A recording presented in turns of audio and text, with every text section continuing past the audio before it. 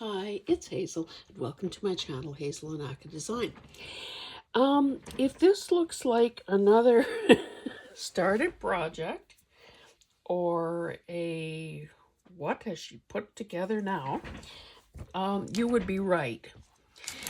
I know you may be getting sick of me saying it, but I have been on a bit of a crusade trying to bring closure to some projects that I have started. Some things that have been lingering and languishing for a year or two or more. And this is one of those things. And you can see it's about 14 inches wide. So this thing is not only kind of unruly, but it's also a little bit big. So I want to, with you, revisit what I have going on here and maybe put another check mark beside. Okay, done. So I'll just pick this up first, set it aside, and show you this. So this is a piece of Masonite, and for those of you who may not know what that is, it is a building product found at hardware stores. One side is smooth, the other side is textural. Oh, I shouldn't be doing that. I could almost get a sliver from it. It's a wood product, typically about 1/4 of an inch thick, and it is used as a substrate quite often in the creation of art. Not quite sure what people would use it for these days, like just from a carpentry or, building perspective, but this is what this channel is about anyway. Now, what I've done here, and I did this 5, 6, who knows how long ago, and I'll tell you what it is. These printed papers here are all from, they're all scrapbook papers. And clearly I did a very disciplined, straight edge, collage type thing to cover the back of this piece of Masonite. Now I can almost see some brush strokes. So I think that I probably would have maybe even used it to attach. I would have probably used matte medium to adhere the pieces and to do a top coat. And then all of these flowers were fussy cut from one of those paper pads that were sort of marketed as a disposable mouse pad. So, they were about the size of a mouse pad, and this was an especially beautiful one. I loved it so much. I thought, okay, let me create something visual with it. Not sure why in some places it looks a little translucent. I don't think there's anything here other than, I wonder, maybe this is a napkin here. These more, anyway, I guess that's immaterial at this point. And then this is, this is a poem called The Caterpillar, and I sort of tore it in that sinuous shape. I've never attached a hanger of any sort to the back. I think quite often these days, a lot of us don't commit to actually hanging our art. We just prop it up, against a wall or in the back of a bookcase or whatever. So this was something that I did, and I still am enamored with these colors. Now, I guess if I reread that and decided that I don't like it, number one, I could cut this down. Okay, what did I say the size was? 14 inches by 11. You know what I could do? It just popped into my head. I don't think I'm running a fever. But what a person could do is I could ask my husband to take this to the table saw, cut it down the middle, So let's see, 7 inches. Find a ruler.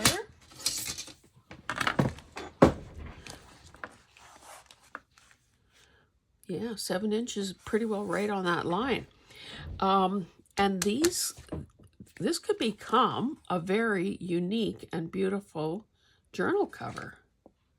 I mean, obviously heavy, and it doesn't even have anything in it, but you know, one of those books that is more a conversation piece than a functional book, in a sense, more an art piece than a...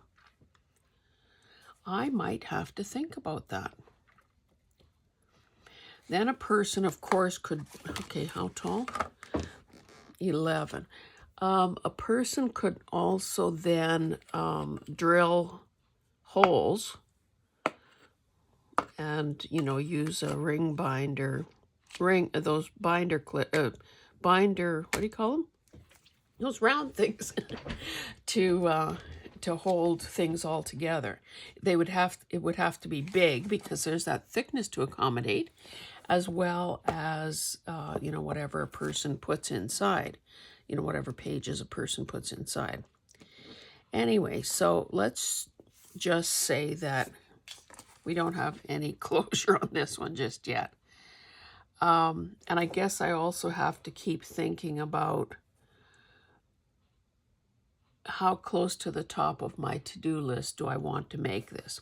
Anyway, that one for now is complete as is, unless I decide to do something crazy. This one is in progress and never finished. Now, you know that I love these colors. I love the oranges. I love the copper. I love the turquoise, and you can see that it looks beautiful together. And again, this is very disciplined and structured. So gel print, gel print, gel print, gel print, gel print. Some of this is just magazine image, so just paper. If the color worked, it got included here. Oh, you know what? That's the stamens off a lily. I bet you I cut up an old painting that I didn't like. 2 pieces right there. Anyway, okay, so keep this image in your mind, and you can see that I still have some areas of white that need to be covered. And it looks like I am, again, very like I said, structured. So here's about 1 inch that needs covering. Here's less. I cannot tell. Oh, it looks as though everything is butted up against each other. So there is no overlap, which means that if I wanted to put something in here, I'd be doing some kind of fancy cutting. Not sure I want to keep up with what I've started here. But let's look at the rest of this stuff and see what I might have selected. And this is obviously just some parchment paper that I was probably protecting my surface with. So obviously we kept it because of that. I kept it because of that. This is something so gorgeous, and the part that appeals to me, of course, is that I use some metallic copper paint there. So maybe we can separate some of this by what it is. No, this is downright ugly, but I must have kept... Oh, I didn't realize there was a furry thing there. I must have kept this because of the oranges and the orange colors. And if you take something apart, oh, this is when IKEA still printed catalogs. If you do your selection, you can use goldfish and no one would ever know. Oh, here's more. Oh, this is beautiful too. Obviously more gel printing. And don't ask, oh, here's another piece. Don't ask me why I haven't done any of this probably in the last year or more. Carol, weren't you and I going to do something like that together? I know 2024 sort of took a turn. Took a turn. Okay, why is this here? Maybe because we'll start a little blue pile. I don't think I've got any of that color.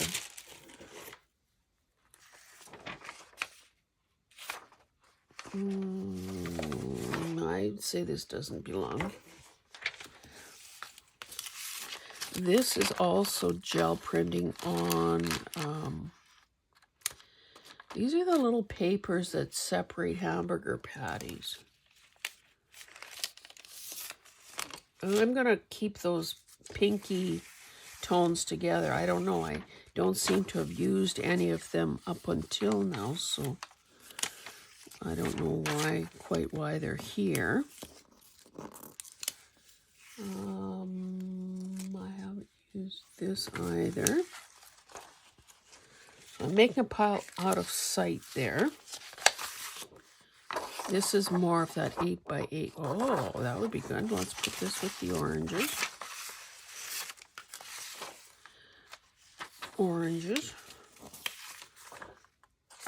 Scrapbooking paper, orange. The turquoise. Let me just quickly cut around these gals so that they get saved, but the turquoise is still available to me. I thought I started pile for. Put these gals over here. Oh, we'll put that there. That is, this was a pad of paper that was like marbleized stone type images. It's not a gel print, but I'll put it there. Oh, this looks like it came out of Victoria magazine. Huh. I'm going to put that aside for the time being. Here's a little itty bitty piece of orange. I've included, okay, here's a lamp shade. Here's another one. So I could, oh, and there's another one. So I could be repeating that. I'll put that with the orange. Because my hope is to finish, I don't know why I've got this all scrunched up here. Here's a little peachy, I'll put that there. I guess I have a wee bit of that gold color going through. I must have used something out of there. Nothing left there to use. Now, why? I guess if I needed a brown and wanted to pick up on some of these, this could stay in the running.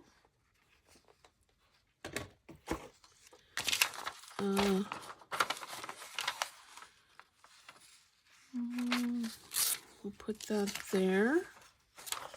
We'll put that aside. What are those, ribs or something? That blue could be part of this. You know, it seems like I was so close to finish. What the heck is this? Oh, an H. Well, clearly we're not throwing that out.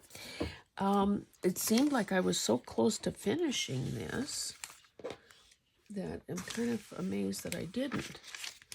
Okay, let's bring this back in now. Oh, sort of, that's okay. Now I see where that heart came from.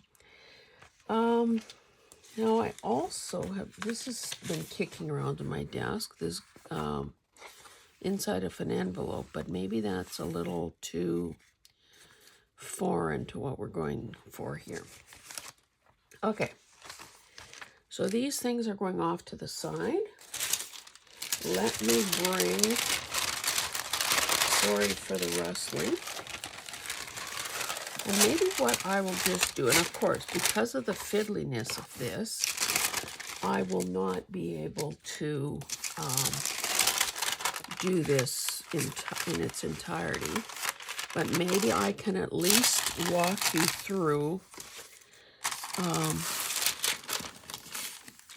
my thought process as to where I would be placing the pieces to keep the color story working right. Okay. Let's prop that up there. Now, other than that little ALL, I really don't have any text going on here. Now this, this is sort of a repetition of this, and maybe the lightest tone there. So this might be something to introduce to shake things up a bit.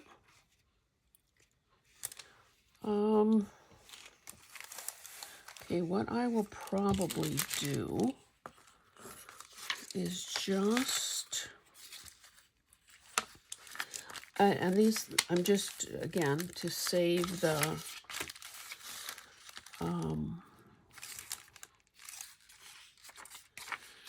to save time, I'm going to just sort of rough tear this, knowing that I can't now start introducing something totally different here. If everything else has straight edges, then clearly I'm going to stick with straight edges. Now, if I don't want to introduce this text, I might have to find another place to put this where the text doesn't become part of the story. So let's just do this for the time being.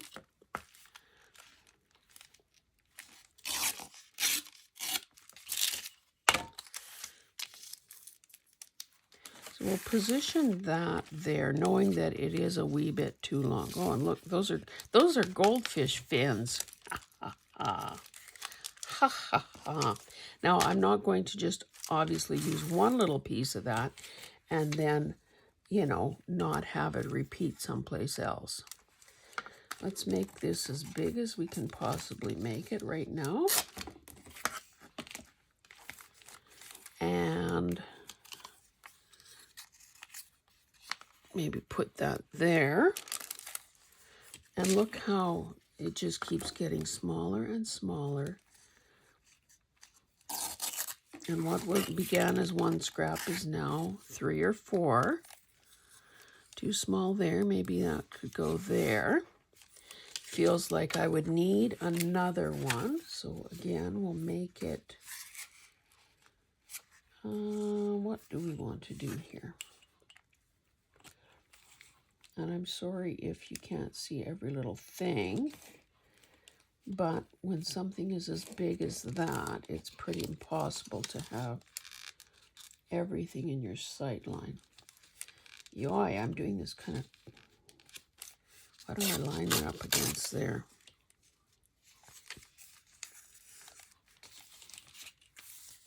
And again, if that little squiggly white thing shows, that's okay, because there are other bits of white, especially, you know, coming through the gel plate stuff. Let's just do this, and then that'll be the end of this piece.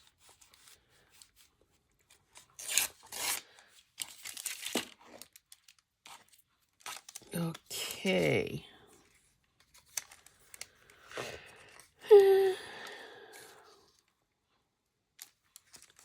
Maybe I use this instead. Oh, I can cut this straight.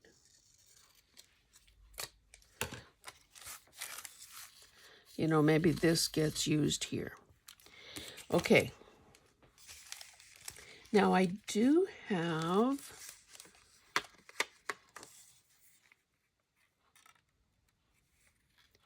this might not work here at all. This is a repetition of that, which maybe was a rug or a pillow top or something. So clearly I should use this. Oh, I have a piece there. A little too small for that. Maybe that go. Oh, and I have a teensy weensy piece there.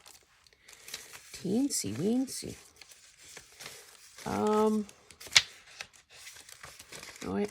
I have this almost salmon-y color, and you saw I had more of that I sort of rejected for the time being. That looks like a cupboard door or something.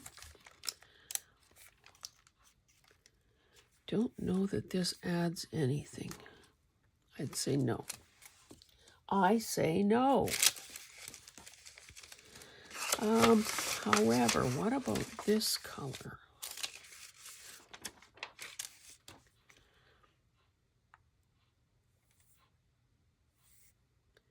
Okay, I'm going to commit to using some of that. Let's see more of this. Now, this is beautiful. I guess I might have used that and that so far. Not sure that came off the same piece. I also have, oh, this would have come off this piece.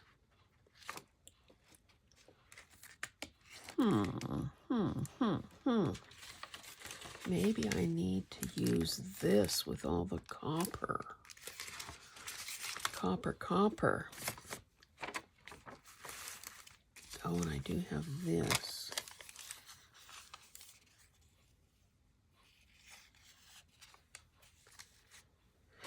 Okay.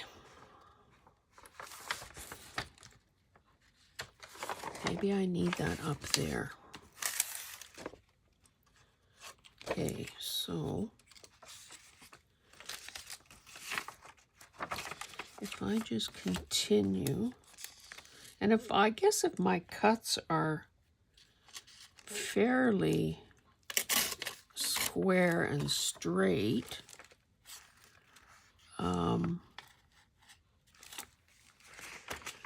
I won't need to do much more. Let's get part of that white off there.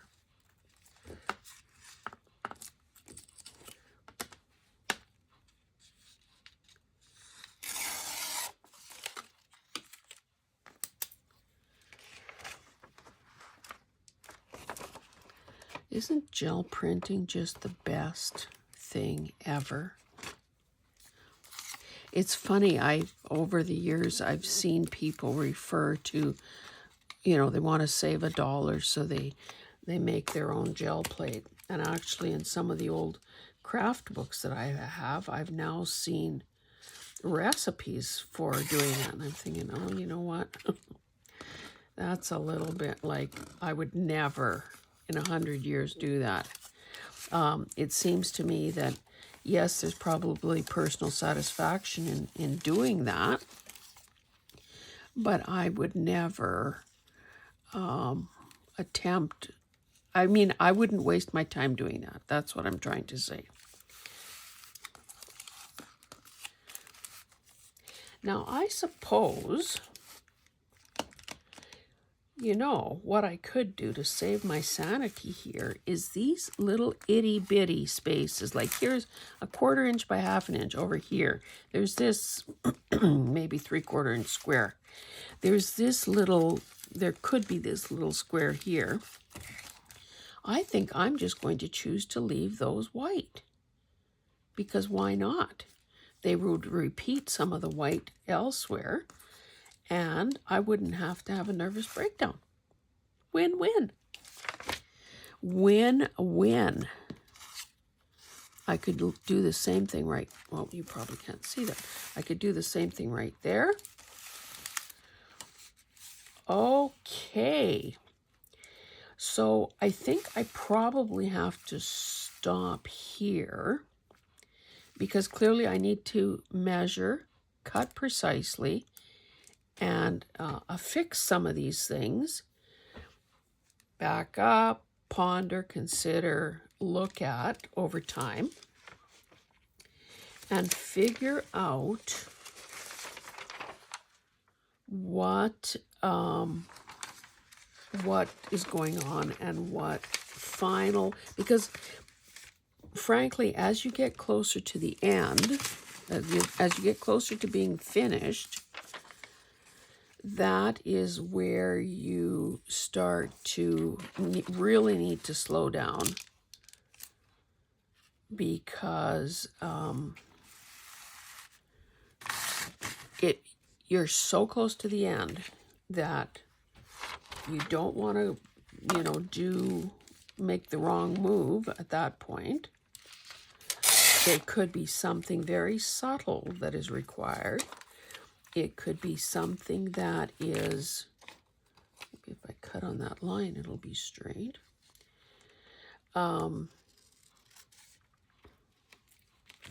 It is something that is, I don't want to make it sound like, rocket science or brain surgery or something, because it isn't. But I do want to say that, deciding that turquoise is the only solution here takes a bit of thought and effort. Now, this seems to be almost the only thing as bright and big as this. So obviously, I need to either cut that down to size so it blends in more, and I'm just lining up the tops of those letters so that I get a straight line. Either that needs to be toned down or I need to introduce the same color someplace else.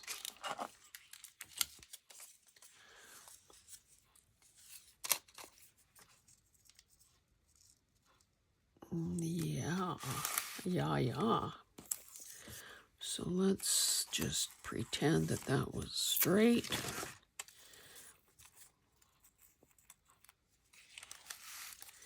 So I can't expect you to stay here and watch this process. Boy, that's almost perfect there. Make it a little bit bigger so that I can straighten it out.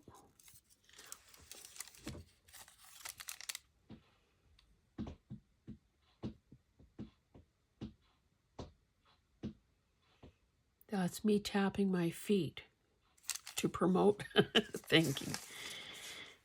Now I have this barn boardy kind of looking thing, but this is lighter than that. So I probably don't want to introduce that at this late stage. I do have another one of those light fixtures. So far I have this and this. Maybe I need a piece of this here somewhere. Okay, what I'm going to do now is stop in my tracks and do this and show you the results in a follow-up Friday video. Does that sound like a plan?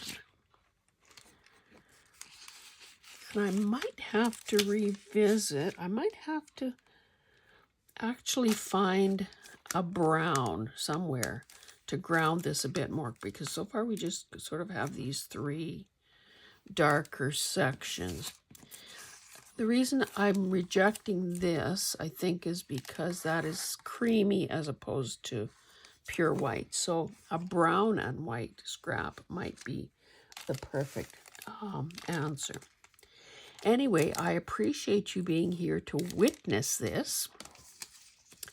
I hope that it makes you consider, makes you head out to the garage or the basement or wherever and maybe find a scrap piece of Masonite and decide that you want to make a piece of art for your room,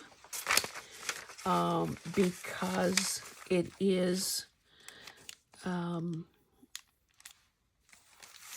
it's easy to work with. It's, you know, as affordable as anything these days, I guess. And it really, all it would take is adding a sawtooth hanger, like a picture hanger, or even one of those command strips probably, because it's not that heavy. And you too could have some of your own studio created art. I'm making the observation right now that there are only, well, really, other than this heart and this watch that I cut in half, there really is, well, and maybe this, I mean, I happen to know it's a light fixture. There really is nothing recognizable here. I don't know if that was a deliberate choice or if that's just how it worked out. Well, and I guess these are tree branches as well. But you'd never know those are goldfish fins. You wouldn't know that those are tiger lily type stamens. Okay, guys, I'm going to quit there. And like I said, I will show you the final product in a follow-up Friday video. So thank you so much for being here. And I hope you consider something like this. And if you have unfinished projects lurking about your studio, remember our battle cry for 2025 is going to be use it, don't store it. Thanks, guys. Bye.